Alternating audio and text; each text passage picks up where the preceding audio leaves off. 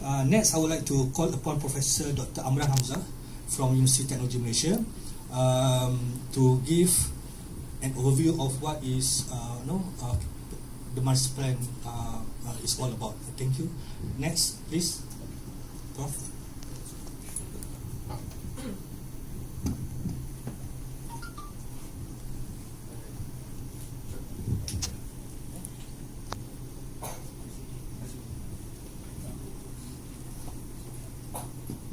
Thank you, Dr. Zaid. Assalamualaikum and very good morning to all of you. Following up just Sheikh Sulaiman's presentation, I'm going to give you, to the best of my ability, a condensed version of the work that we are doing for DBKL. And within 10 minutes, I will try to capture the essence of the study. The study is called Kuala Lumpur Pedestrian and Cycling Masterplan. The planning horizon is 2019 until 2028, and our team at UTM has been commissioned by the BKL to do this study, to carry out the study. Next, please. Okay, this master plan is a bit different. Usually a master plan is done in 1 year or 18 months at the most. This is a 5-year plan. Sorry about that. Please. I must thank the BKL for agreeing to this proposal which we submitted, is that we are going to focus the first 2 years on the plan making exercise, which is very participatory in nature, and the next 3 years is to monitor and make changes and review the targets that we have set. So it's a very unique plan, and I don't think any other agency would have the patience to go through this. So what we have done, we started in 2017, was to capture all the baseline data, and then came out with the draft master plan within a very quick time frame. And then we run through many focus group discussions, engagements with the stakeholders, especially the cycling NGOs, cycling associations, the communities representatives at the different zones in KL, and we came out with 3 drafts. As now we are finalizing the final draft, and we are going to embark now on the next 3 years, which is 2019, 2021. We have set targets. I will explain in a bit how we're going to do this, and how the targets are being met, and how and what are we supposed to do if there are gaps. So this is the 5-year plan, and eventually the plan will guide and help DBKL, the clients, to implement the plan and to make changes according to the market demand and so on. So where do I press? This one. Okay. So let me just quickly go back to the goal of this study. It is not a master plan per se in terms of coming up with pedestrian walkways and so on, but it is more under the umbrella of the livable city agenda. So if you look at the goal, is sustaining the livable city agenda, where the quality of life and environment is enhanced through improvements in smart mobility. So the key word here is smart mobility, and it leads towards a healthy lifestyle. So, and then to achieve this goal, there are 3 objectives. Of course, we want to create buy-in from all the stakeholders, residents, commuters, tourists. And also the second one is very, very difficult, challenging, and yet this is the crux of this study. It is to change the mindset from having to walk to wanting to walk. So if you have to walk to go to work, maybe it's a burden. But if you want to walk, because there are so many interesting activities going on, then it will be good to cycle or walk. And then that is what we are trying to do through changing the mindset. And finally, the third objective is to transform all this into a healthier lifestyle through walking and cycling. And then you have healthier society, communities, and through linking up to public spaces, through placemaking. I think many of these things are being discussed in this Malaysian Urban Forum. So this is what we are trying to do with this goal and objectives. And next, please. Yeah. So I'm just going to pick up one diagram to show the survey that we did. So we did lots of surveys of commuters, residents, and so on. This is a capture. What does the public say in terms of the three elements to make them cycle more and walk more? We are talking a lot also in relation to the first mile and last mile, in terms of LRT, commuter, MRT, you know. So not only walking every day to work, but also taking the LRT and then connecting to your office by cycling or work. And we always think about weather being number one. You know, people don't like to walk or cycle because it's too hot. But our survey shows that safety and security is the main reason. So 67% say that we wanted a safe walking area, better separation between the sidewalk and vehicle traffic, and also better security measures. This would involve, you know, CCTVs to be able to see, monitor what's happening, and those are the things. So I'm just showing one. The report contains all the details of our survey. Next, please. And we were able to come out or to able to synthesize our findings, and we came out with a typology, or you want to call it a segmentation. Who are the users, and do they have particular traits? Do they have commonalities? And we have used 4 different typologies, which you may or may not agree, but they can capture more or less the mindset and also the travel behavior of those we surveyed. And you can see on the left, those are the hardcore 82% of our respondents who said that they would never walk or cycle to work or to go to school. They prefer the car. It's not something new. And many of you, I think, would like to do the same, and would never leave the car behind. But there is also 9% of the respondents who say that they are interested. Sorry, the 9% on the third one, they are enthusiastic and confident. Every day they do this. You know, maybe they have no choice. Maybe they need to cut the cost of traveling.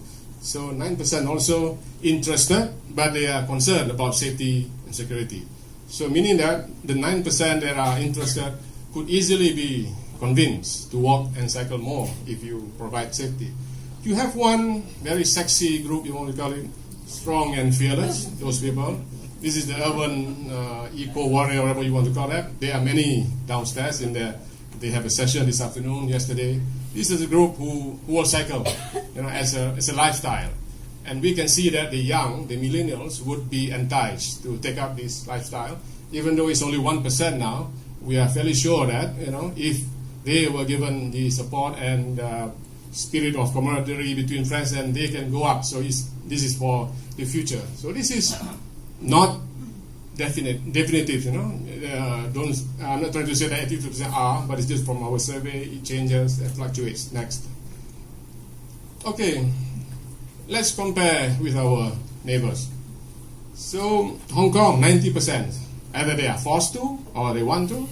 90% do walk or cycle to go to work or school.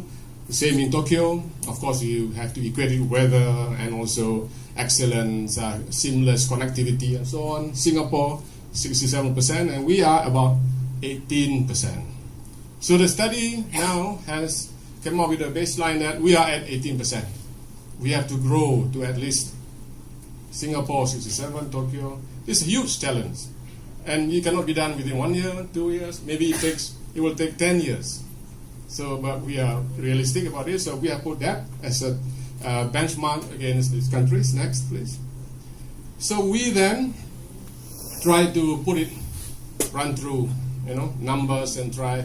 It doesn't work really in the real world because people change in terms of their behavior. But at least we can have a control figure so that if we start from 18 through our short-term measures, and we can increase gradually from 8% to 9%. Eventually, in the year 2028, we would have 20% of the users who will be cycle and walk every day without any problem.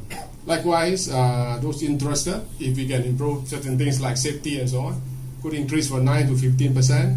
The strong and fearless would go up to 5%. And those who are allergic to walking and cycling could even go down to 60%. So these are not definite numbers. We have targets that we have to monitor. Really, they are not the numbers that you actually can see, but we're working towards that. So 40% SPAD, the former, is it now still SPAD? Also said around 38% was the target. Next, please. So we cannot do this by improving pedestrian walkways. No matter what you do, the most comfortable will only reach a certain level of acceptance. So we have to use both physical and non-physical approaches. So we went through the literature, we went look at what other countries are doing and how they are doing it, and see that there are three factors in the physical, which is improving the infrastructure, facilities, improving connectivity, right, especially from the stations, and land use planning, putting into new guidelines to facilitate the provision of better connectivity. These are crucial. You have to put it in place first, and credit must be given to DBKL. I think they have been very, very successful in providing better facilities for walking and cycling. Of course, there are a lot of people who are putting motorcycles and stalls, and they are giving them a tough time to enforce. But these things have been done by DBKL. But let's look at the non-physical. This is the more challenging part. So we have to increase awareness. We have to provide incentives for companies to, for example, to provide a changing room office for people, for the workers to come, cycle, and then change into their office work. How does it work in terms of incentives? It involves taxes, not easy. And then number 3, enforcement. How many people do you need to enforce? It's very tough. And then security, placemaking. We have to also combine placemaking. How do you connect pedestrian walkways to vibrant areas? And this is very crucial to the study. And finally is local community initiatives.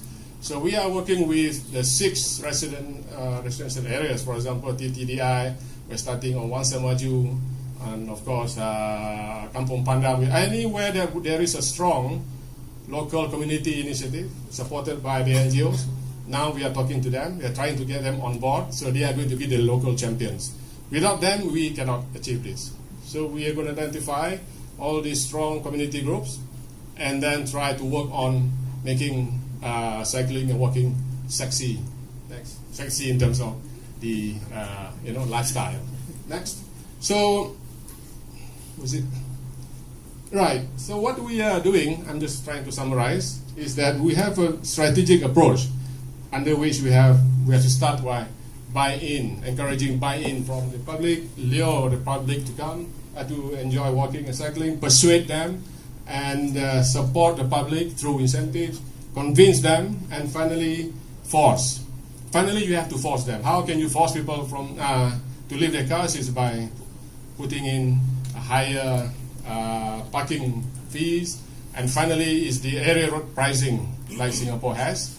See, Malaysia tried to do it in the 1970s. It couldn't work because the public transport was poor. If we have the MRT Circle Line, I don't know when, if this will happen, but if you have a comprehensive public transportation system, LRT, MRT, 2, 3 Circle Line, there is no reason why one should drive to work anymore. So by the time it would be possible to start to impose the area road pricing, you can still come, drive your fancy cars, maybe you have to pay 50 ringgit per day. If you are willing, that's fine. So those who are not willing, then LRT or public transport is so comfortable, and it will be supported by the first mile, last mile, based on walking and cycling. So there are 3 phases. We're talking about buy-in, having walk, want to walk, and the transformation. And we are talking about gradually transforming. This is a very difficult exercise of changing mindset. Next. And we have 32 strategies and 125 actions. We are still refining, we are still talking to the stakeholders. It has to be governments and NGOs and resident associations and so on. Next. I'm just going to show you quickly, these are some of the key strategies. There are many more. For example, we have to pilot a 5-year communication plan. So DBKL, for example, has got to tell residents that we are serious about embarking on this, and this is what we're going to do. So there has to be buy-in from the start, and then you have to improve the infrastructure and the campaign, regular campaigns. We have to use role models, ambassadors, so that people can see, wow, I want to join them, events every weekend at shopping malls and all those things. And of course, safety level is got to be improved. And finally, we are trying to work with community representatives to improve walking and safety of walking and cycling. This is in the short term. Medium term, we have to improve connectivity to public spaces, and this has to be done to make cycling that there's an end to it. Then you can stop by and then enjoy mingling around with the communities and with activities every weekend. The PJ Taman Jaya Taman Aman project, eco mobility, is a fine example of how a very static park has been changed into a very dynamic recreational area. We have to prioritize pedestrians in terms of their separation, creating a pro-bicycle environment, reward schemes for cycling and walking, and nurturing a defensive cycling culture. Finally, it's just phase 3. Then we have to go on the lifestyle. Have to brand KL as a premier walking and cycling city. Now there are many cycling tourism companies. They will be presenting this afternoon. Yesterday they were. So they are already, if you go to Kampung Baru, cyclists from overseas cycling, and so many different companies. And it's not only meant for residents, but also for tourists. And then you can have some sort of a community of cyclists in KL. And then we have to improve wayfinding for them, supporting vibrant spaces. And finally is the radical measure like the area road pricing has to be put in place to force people, the 82% Tegar, to leave their cars behind. So this is in a nutshell what we are doing, and we are still working with the stakeholders. And if you want to contribute, if you have a lot to contribute, please come to us, and we'll be very happy to include you in this whole process. It's a very inclusive plan, so it's until 2021. So I think that's all. Thank you very much. Thank you, Prof. Amran. If you only remember one thing, remember that to be sexy, you need to start walking and cycling.